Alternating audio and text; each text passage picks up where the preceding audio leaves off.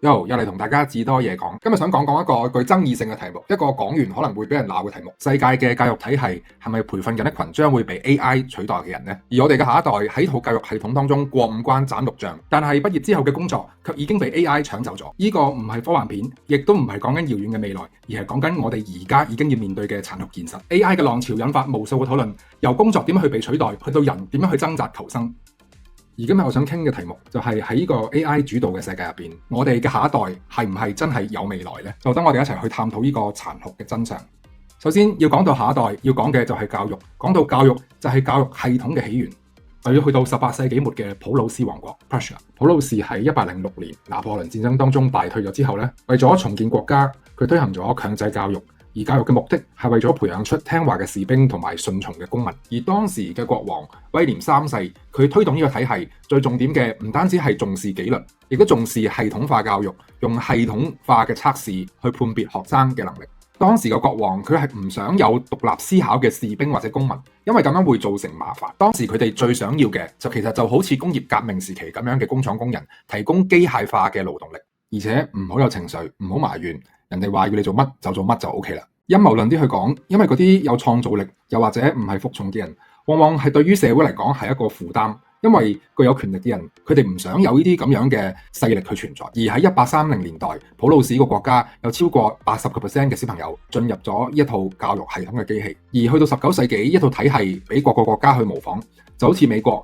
嘅教育改革者霍勒斯曼喺1830年代去過普魯士之後，佢返到國家去推廣呢一套體系。而工業革命正正就係加速咗呢一樣嘢嘅發展，使到教育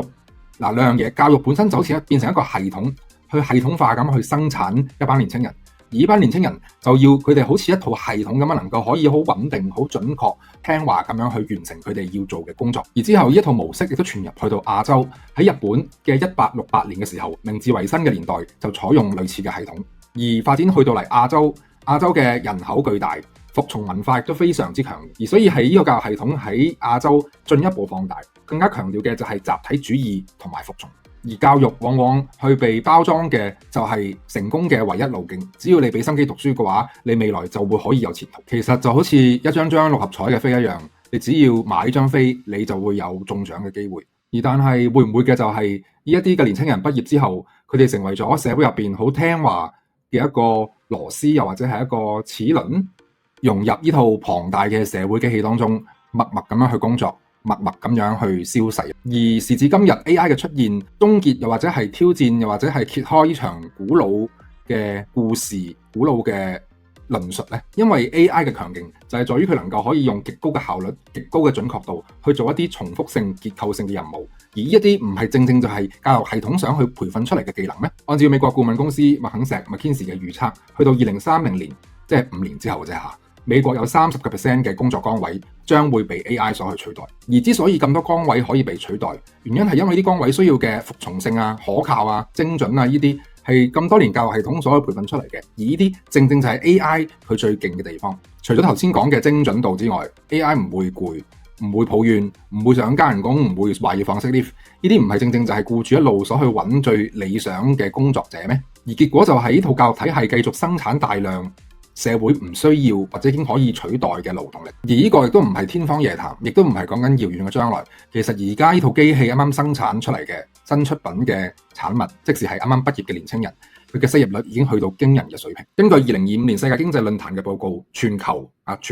嘅青年失業率高達13%，計算出嚟即係話全球起碼有幾千萬個年輕人係冇嘢做嘅。隨住 AI 嘅進步，如果教育體制一成不變嘅話，咁呢個問題就會好似癌細胞咁樣不斷咁擴散出去。而畢業生佢哋心入邊都明，佢哋學到嘅知識好可能會冇乜價值，可能真係變成一畢業就係失業。所以值得去諗嘅就係而家嘅教育體系係唔係繼續停滯不前，繼續去生產緊一啲未來無關痛癢嘅技能。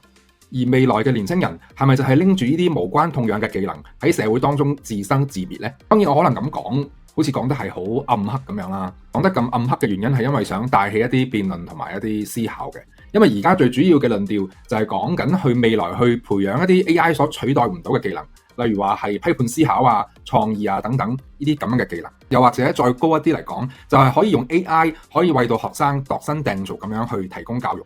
目的係能夠可以取代傳統嘅嗰種我哋叫做推送式啊，即係填鴨式啦，用香港字去取代呢一種教育。但係值得去諗嘅就係，究竟而家呢一啲嘢係咪真係實現緊，又或者係實現得到呢？而有嚟暗黑一啲嘅講法，就係呢一啲嘅論調，其實會唔會係一啲掩耳盜鈴，講就係咁講，而其實最終嘅目的都係維持現狀，而唔係真正咁樣去幫助到下一代呢？喺呢個 AI 快速發展嘅大環境之下，教育又係唔係真係跟得上呢？又或者咁講啊，喺 AI 嘅年代之下，教育係想培訓出點樣嘅下一代呢？而如果你有小朋友，又或者你身邊有小朋友，你會想培養佢哋乜嘢嘅技能呢？而家佢所講話係 AI 取代唔到嘅嗰啲創造力啊、情感智商啊，呢啲其實又係啲乜嘢嚟呢？喺未來嘅世界，佢哋嘅夢想係啲乜嘢呢？係成為 AI 嘅夥伴，又定係成為被 AI 所邊緣嘅受害者呢？今集就嚟到呢度先，歡迎大家 like 同埋 subscribe，下集再見，拜拜。